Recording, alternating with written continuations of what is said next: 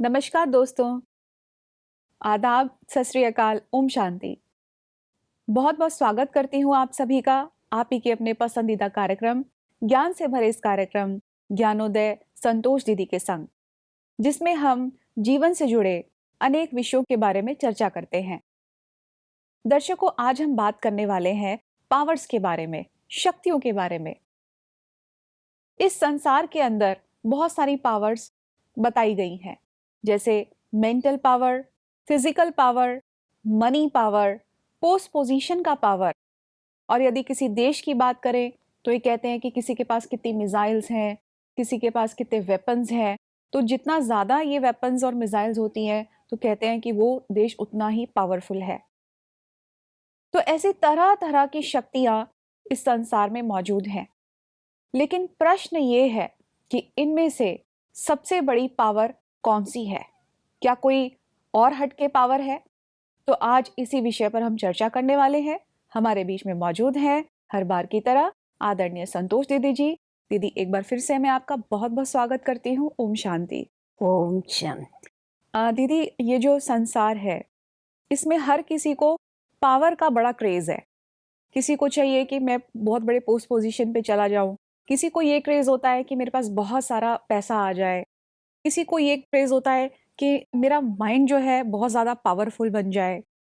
किसी देश की बात करेंगे तो हर कोई देश ये चाहता है कि मेरे पास ज़्यादा से ज़्यादा जो है वेपन्स हो, ज़्यादा से ज़्यादा मिसाइल्स हो, ताकि वो पूरे वर्ल्ड पे जो है एक तरह से पूरे वर्ल्ड का सबसे शक्तिशाली कंट्री कहला सके। तो ऐसी अनेक शक्तियाँ इस संसार में बताई गई हैं। तो मैं अब आपसे ये प्रश्न पूछना चाहती हूँ कि मनुष्यों के हिसाब से सबसे बड़ी पावर कौन सी है? अभी जितने मनुष्य हैं उतने उनके विचार। जी। एक तबका तो ऐसा है मनुष्यों का जो धन को ही सबसे बड़ी पावर समझते हैं। कहते हैं धन से तो सब कुछ कर सकते हैं, जी। अच्छा भी कर्म कर सकते हैं, बुरा भी कर सकते हैं, खराब काम भी जो है वो भी कर सकते हैं, अच्छा काम भी औरों से निकाल सकते हैं धन दे के। तो धन ये सबसे बड़ी पावर है, ऐसा उनकी मान्यता है। जी। इसीलिए कहते हैं बाप बड़ा ना भैया, सबसे बड़ा रुपया। रुपया। जी। तो रुपए को इतना बड़ा समझते हैं, बाप से भी बड़ा समझते हैं। तो वास्तव में देखा जावे तो ये धन जो है, धन किस रीति से कमाया जाता है और उस धन को कैसा लगाया जाता है, इसके ऊपर बहुत आधार होता है। धन पाप से भी कमाया जाता है और नैतिक मूल्यों को सामने रख के भी धन को कमाया जाता है। तो धन को नैतिक मूल्यों को सामने रख के, गुणों को सामने रख कर के पीछे धन को कमाना ईमानदारी से जी। और उसको अच्छे कार्य में लगाना, एक ये है। और एक पाप से कमा करके उसके द्वारा पाप ही करते रहना, एक वो भी है। जी। तो इसीलिए कोई लोग तो ऐसा समझते हैं कि यही सब कुछ है, परंतु कोई व्यक्ति ऐसी है जो ये बताते हैं कि धन से भी बड़ी ताकत जो है वो ताकत है वेपन्स। जी। वेपन्स के आगे धन भी घबराता है। बाहुबल, जिसको बाहुबल भी कहते हैं, जी। तो बाहुबल के आगे ये सारा पैसा भी कुछ नहीं कर सकता है। बाहुबल में इतनी ताकत है, इसीलिए वो उसको ज्यादा मानते हैं कि आज सारी दुनिया के ऊपर राज करना है तो बाहुबल काम में आता है, जी। पैसा तुम्हारा काम में नहीं आता है। तो परंतु वो बाहुबल किस रीति से यूज करते हैं, कोई तो अच्छे कार्य में भी लगाते हैं, उनके पास शक्ति होती है तो अच्छे कार्य में भी लगाएंगे, कोई देखेंगे तो खराब कार्य में भी लगाते हैं। तो इसमें भी तो प्रकार है ना, जैसा धन में प्रकार है वैसा बाहुबल में भी प्रकार होता है। कहते हैं देखो बाहुबल तो श्रेष्ठ है, जिसकी लाठी उसी की भैंस होती है। तो बाहुबल से अच्छे कार्य करने के बजाय ज्यादा खराब काम करने का ही सोचते हैं वो लोग। जी।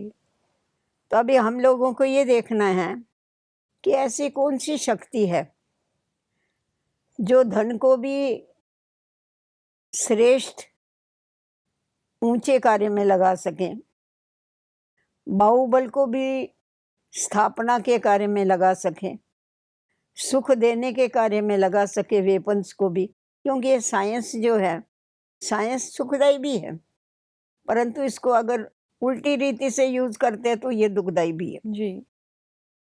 तो इसीलिए इसको सात्विक बनाने के लिए, शक्तियों को अच्छे कार्य में लगाने के लिए एक और कोई शक्ति होगी, जिस शक्ति के द्वारा हमारे जो विचार है, हमारा जो व्यवहार है, वो बदली हो जावे। जी। और अगर हमारे अंदर बाहुबल है तो हम दूसरों को मदद कर सकें, वो ताकत चाहिए। तो उसके लिए हमारे को वो जो समझ चाहिए, वो जो ताकत चाहिए, वो कौन सी समझ है, इसके ऊपर सोचने जी। की बहुत जरूरत है। जी। दीदी, जैसे कि आज के पूरे वर्ल्ड में जिस तरीके का माहौल हो गया है, वेपन्स, मिसाइल, बॉम्ब्स, इसकी एक होड़ लगी हुई है कि हम ज़्यादा बना लें, हम ज़्यादा शक्तिशाली बन जाए। और हम देख रहे हैं कि चारों तरफ इससे हिंसा भी हो रही है और तरह तरह के चारों तरफ जो माहौल है वो एक तरह से युद्ध का चल रहा है। और वो ये कहते हैं कि इन सब से हम पूरे विश्व पर शांति लेकर के आएंगे, हम इस पर कब्जा कर लेंगे और ये जो देश है हमारे उसमें आ जाएगा, कब्जे में आ जाएगा और हम शांति लेकर के आएंगे। तो आपको क्या लगता है कि क्या बाहुबल से इस तरीके की एक्टिविटी शांति आ सकती है? ऐसे कैसे शांति आएगी? अभी हम देखते हैं बाहुबल के द्वारा कितने राजाओं ने, द्वापर से लेके आप देखेंगे, कितने राजाओं ने बिगर कसूर वाले राजाओं के ऊपर, लोगों आक्रमण के किए। ऊपर आक्रमण किया, जी, लाखों लोगों को मारा। आप सिकंदर को ही सामने रख लो, बिल्कुल। लाखों लोगों को मारा, खूनरेजी बही उनकी। जो बस्तियां बसी हुई थी, जहाँ पर खुशी की लहर थी, वहाँ पर चिल्लाहट, हम्म, दुख और अशांति, कितनी माताओं को विधवा किया, जी। कितने बच्चों को ऑर्फन्स किया। ये शांति लाई? ये शांति तो नहीं हुई ना, ये तो और ही अशांति हो गई ना। बिल्कुल। और फिर हमारे इतिहासकारों ने क्या किया, ऐसे जिन्होंने काम किया उनको वीर और महावीर, हाँ, ऐसे ऐसे टाइटल दिए। जी। तो इतिहास में भी क्या किया, इस इतिहास को ही बिगाड़ दिया। हम्म, वास्तव में जो दूसरों का धन लूटते हैं उसको तो लुटेरे कहा जाता है, महावीर तो नहीं कहा जाता। बिल्कुल उसको बिल्कुल। शूरवीर तो नहीं कहा जाता है। शूरवीर तो उसको कहेंगे जो दूसरों को मदद करे, जी। जो अपना भी निकाल करके दूसरों को देवे, वो हुए शूरवीर। जो त्याग करे औरों के लिए, वो शूरवीर हुए, या ये शूरवीर हुए। जी जी जी जी। तो ये जो है लोगों की मान्यताएं हैं ऐसी कि हम इससे शांति लाएंगे। बाहुबल से कभी भी शांति आ ही नहीं सकती है। बिल्कुल। हिंसा से शांति नहीं आ सकती है, अहिंसा से शांति आती है। इसीलिए आप देखेंगे राजा अशोक था, एक ऐसा उदाहरण है हमारे पास, जिसने युद्ध के मैदान में देखा इतने लोगों की खूनरेजी बही, इतना सब कुछ हुआ, इतना नुकसान हुआ, सब बच्चे इतने ऑर्फन्स हो गए। वो देख के उसको वैराग आ गया, उसको नफरत आ गई कि ये मैं क्या किया है। जी। उसने अहिंसा परमो धर्म का रास्ता अपना लिया। एक ऐसा उदाहरण है। बाकी औरों ने तो औरों को लूटा और खसीटा, उससे शांति तो नहीं हुई और यह शांति बढ़ गई। जी। अभी जैसी ये बाहुबल की शक्ति है, वैसे संगठन की भी शक्ति है एक बड़ी। जी। अभी ये संगठन की शक्ति से हम देखते हैं तो बड़े बड़े कोई देखते हैं तो पार्टियां बना लेते हैं, संगठन से ही बनती है ना। जी। बड़ी बड़ी संस्थाएं बन जाती हैं, बड़े बड़े ऐसे ग्रुप्स बन जाते हैं, एसोसिएशंस हैं, ऑर्गेनाइजेशंस हाँ, हैं। अलग अलग ऐसा बन जाते हैं, जी। संगठन से बनते हैं। संगठन में ताकत जरूर है, परंतु उस संगठन को कैसे लगाना ये समझना चाहिए। बिल्कुल। अभी जैसा शास्त्रों में हमारे बताया है कि गोवर्धन पर्वत है, वो एक अंगुली पर सबने उठा लिया, परंतु सबने क्या किया, श्री कृष्ण के साथ उनको मदद किया। जी। तो एक एक अंगुली, छोटी अंगुली का उन्होंने मदद किया, सहयोग दिया, तो उससे गोवर्धन पर्वत उठ गया। और वैसा भी हम देखते हैं, संगठन के बगैर तो चल नहीं सकता है। आज समझो कोई भी कार्य करना होगा तो एक अंगुली तो कुछ नहीं कर सकेगी। सब अंगुलियां जब भी इकट्ठी होती हैं तभी वो कोई भी चीज को भी उठा सकेगी। अगर सामना भी करना होगा तो मुट्ठी मुट्ठी बंद चाहिए। करने के लिए भी सब अंगुलियों का सहयोग बिल्कुल, चाहिए। बिल्कुल। तो संगठन के बगैर तो कुछ नहीं होता है। परंतु आज हम देखते हैं कि संगठन अच्छी बातों में करने के बजाय क्या कर रहे हैं, संगठन करके उसका दुरुपयोग कर रहे हैं। हुँ। उससे जो निर्बल लोग हैं उनको दबा रहे हैं। जी। ऐसे जो संगठन वाले हैं, अगर वो समाज का उत्थान करते हैं, तो वो संगठन काम का हुआ। हुँ। परंतु अगर उनका उत्थान नहीं करते अपना नाम बाला करने के लिए, हाँ, अपना स्वार्थ होता है अपना उनका। स्वार्थ होता है, हमारी जय हुँ। जयकार होवे, जी। सामने वाले भले उनका कुछ भी होवे, हमारे को कोई लेना देना नहीं है। तो जब भी ऐसा स्वार्थ आ जाता है तो संगठन की शक्ति भी काम नहीं करती। जी, जी, वो जी। शक्ति नहीं रहती है। वो शक्ति क्या हो गई है, वो शक्ति जैसा कि लीक हो गई है, खराब कार्य में चली गई है, जी। डिस्ट्रक्शन के कार्य में चली गई है। जी। उसके बाद हम देखते हैं एक दूसरी जो है, कहते हैं शक्ति से भी युक्ति श्रेष्ठ होती है। तो युक्ति जो है, युक्ति क्या है? युक्तियां जो है अपनाई जाती है, युक्ति बुद्धि के द्वारा निकलती है ना, कोई भी युक्ति होगी जी, किसी जी, भी जी, बात जी। की, जी। तो जिसकी बुद्धि श्रेष्ठ होगी, जिसकी बुद्धि दिव्य होगी, जिसकी बुद्धि ऊंची होगी, तो नई नई युक्तियां निकालते हैं। हुँ। परंतु जिसकी बुद्धि मलिन होगी वो क्या करेगा? औरों को नुकसान देने वाली हाँ। बातों के ऊपर सोचे। हुँ। सामने वाले का नुकसान कैसा होवे, हाँ, सारा रात दिन उसको यही चलता रहेगा। बिल्कुल। धोखा देने की बातें माइंड धोखा में देने की आएँगी, बातें करेगा, किसी का उसको नुकसान लूटने करने की की बातें बातें आएँगी। करेगा, जी, उसको दुख देने की बातें करेगा, जी। नेगेटिव सोचेगा। बुद्धि तो है और उसके पास बुद्धि इतनी है जो अगर वो अच्छे कार्य में लगावे तो बहुत कुछ कर सकता है, हुँ। बुद्धि को दिव्य बना सकता है।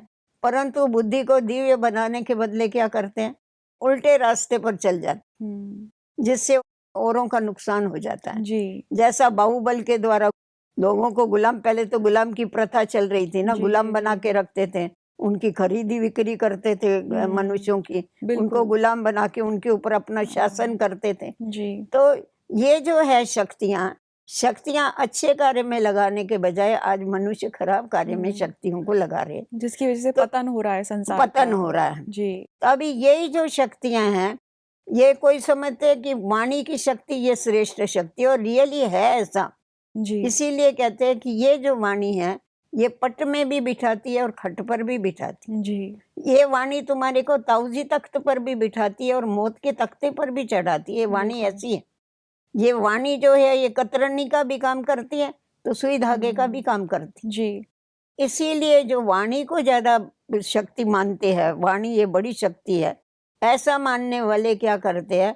दिन रात इधर से दोहे कहाँ से इकट्ठे करेंगे, कहाँ से मुहावरे इकट्ठे कहानी करेंगे, इकट्ठी कहाँ करेंगे। से कहानियां इकट्ठी करेंगे, जी। और ये सारा ऐसा इकट्ठा करके ऐसा लच्छेदार और इतना बड़ा प्रभावित भाषण करेंगे, परंतु कर्मों में देखेंगे तो कुछ भी नहीं हो। बिल्कुल। तो आजकल पैसा कमाने का ज़रिया बन चुका है हाँ, ये। परंतु ये जो वाणी है, ये वाणी सुखदाई कैसी बने, हुँ। ये वाणी कल्याणकारी कैसी बने, ये वाणी मीठी कैसी बने, इसके लिए कोई दूसरी शक्ति। ये जो भी शक्तियां हैं, इन शक्तियों को अच्छे कार्य में लगाया जावे, उसके लिए एक ही शक्ति है, वो है रूहानी शक्ति, आत्मा की शक्ति, स्पिरिचुअल पावर। जो स्वयं परमात्मा आकर के, सर्वशक्तिवान आकर के वो शक्ति देता है। हुँ। वो ज्ञान और योग सिखाता है। ज्ञान ये बहुत बड़ा धन है, और योग जो है ये बहुत बड़ी शक्ति है। तो परमात्मा आके हमें ज्ञान देता है, जो ज्ञान देने के बाद किस रीति से योग लगाना, अर्थात बुद्धि लगानी, मेडिटेशन कैसा करना, कनेक्शन कैसा जोड़ना, इसका ज्ञान देने के बाद हमारा जब सर्वशक्तिवान के साथ बुद्धि लग जाती है, तो यही जो शक्तियां हैं, ये शक्तियां समाज को सुधारने के काम में आती।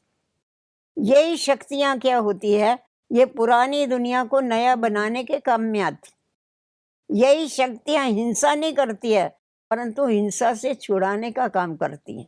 यही हमारी वाणी जो है वो ये सुखदाई वाणी बन जाती, औरों को रास्ता बताने वाली वाणी बन जाती है, औरों को भवसागर पार उतारने वाली वाणी बन जाती। जी। वाणी में शक्ति है, पर उस वाणी ऐसी वाणी होनी चाहिए जो वाक्य नहीं परंतु वो महावाक्य बन जाए।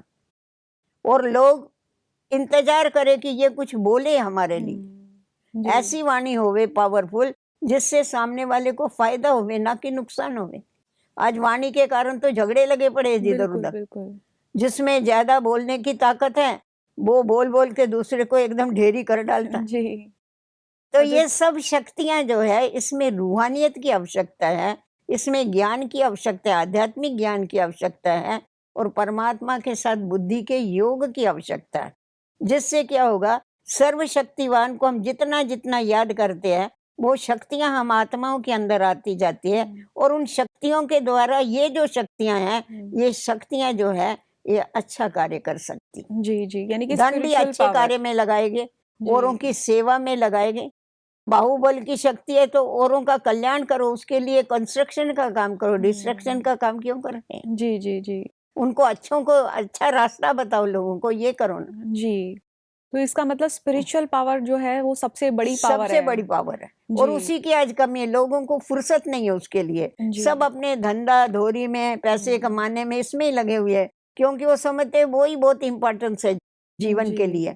परंतु अगर जीवन चलाना है तो उसके लिए स्पिरिचुअल पावर की बहुत ही आवश्यकता है। उसके बगैर तुम्हारा जीवन कभी भी सुखी नहीं बन सकता, ना तुम दूसरों को सुखी बना सकते, ना तुम्हारी वाणी ऐसी बन सकती है जो औरों को भवसागर पार उतार डाले। बिल्कुल ये भी कहते हैं कि पैसे से आप शांति नहीं खरीद सकते, पैसे से आप तंदुरुस्ती खरीद जी सकते आप। तंदुरुस्ती भी नहीं खरीद सकते।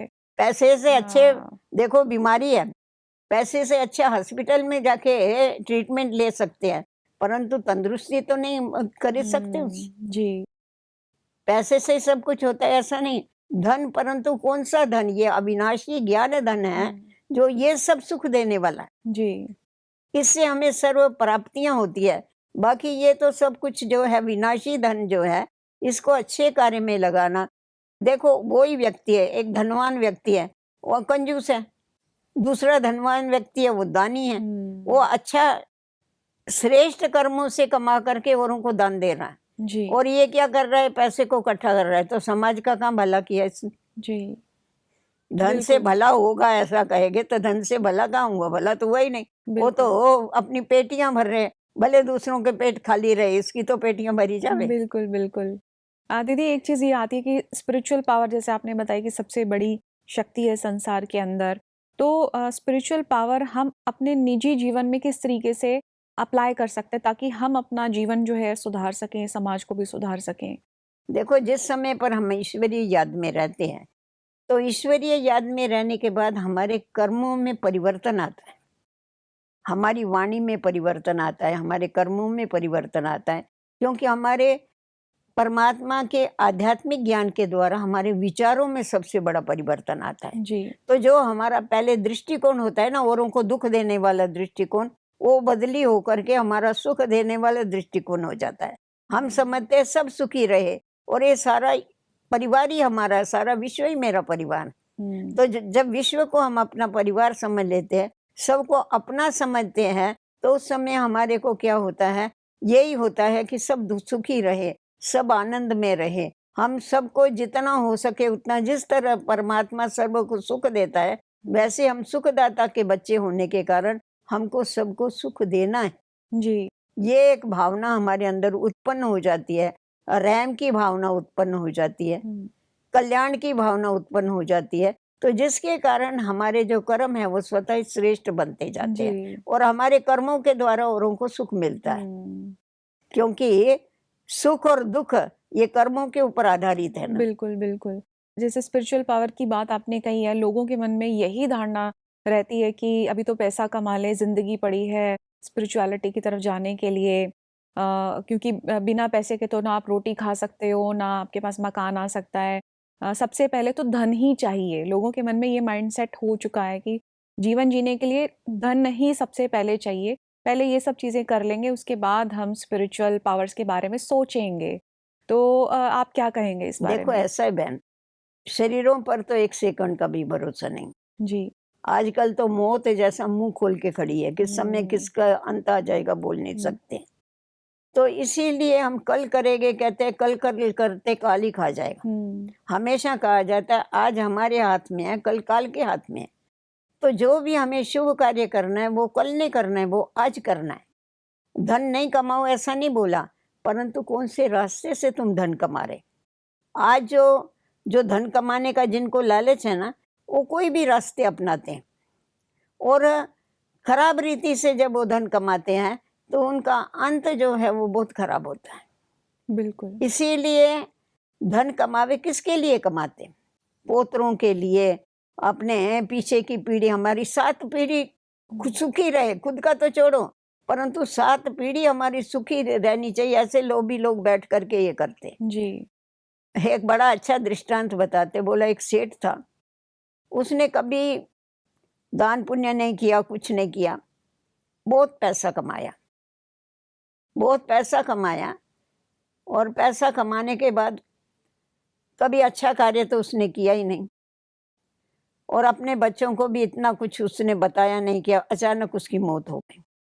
मौत हो गई तो उसके आपस में 2 बच्चे लड़के थे, तो 2 लड़के थे, तो प्रॉपर्टी के ऊपर झगड़ा हो गया। आजकल तो बड़ा झगड़ा यही होता है ना, जी। धन के ऊपर, तो प्रॉपर्टी के ऊपर झगड़ा हो गया।